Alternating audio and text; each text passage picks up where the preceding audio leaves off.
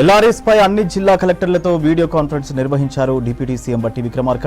ఖమ్మం పర్యటనలో నాయన జిల్లా కలెక్టరేట్లో సమావేశం నిర్వహించారు. ప్రజలకు ఇబ్బంది లేకుండా ఎల్ఆర్ఎస్ పై త్వరితగతిన నిర్ణయాలు తీసుకోవాలని అధికారులకు ఆదేశాలు జారీ చేశారు. ఇప్పటికే పెండింగ్ లో ఉన్న 25 లక్షల దరఖాస్తులను వీలైనంత త్వరగా పరిష్కరించాలన్నారు. దరఖాస్తుల పరిష్కారం కోసం అవసరమైన అదనపు సిబ్బందిని డిప్యూటేషన్ ద్వారా అవుట్సోర్సింగ్ విధానంలో తీసుకోవాలని స్పష్టం చేశారు. దళిత బంధు అమలు తీరుపై తీవ్ర అసంతృప్తి వ్యక్తం చేశారు డిప్యూటీ సీఎం బట్టి విక్రమార్క. దళిత బంధు నిధులు దారి మళ్లితే సహించనున్నారు. ఖమ్మం జిల్లా మధుర నియోజకవర్గంలోని చింతగాని మండల కేంద్రంలో దళిత బంధు పథకం అమలుపై నిర్వహించిన సమీక్ష సమావేశంలో పాల్గొన్నారు బట్టి. వారంలోగా దారి మళ్లిన వాటిని తిరిగి లబ్ధిదారులకు అప్పగించాలని అధికారులను ఆదేశించారు. దళిత బంధు దుర్వినియోగంలో లబ్ధిదారులతో పాటు ప్రత్యేక అధికారులకు కూడా అంతే పాత్ర ఉంటుందన్నారు. దళిత బంధు కింద ఇచ్చిన బర్రెలు, ఆవులు ఏమయ్యాయి? లబ్ధిదారులు వాటిని ఎక్కడ అమ్ముకున్నారని ప్రశ్నించారు.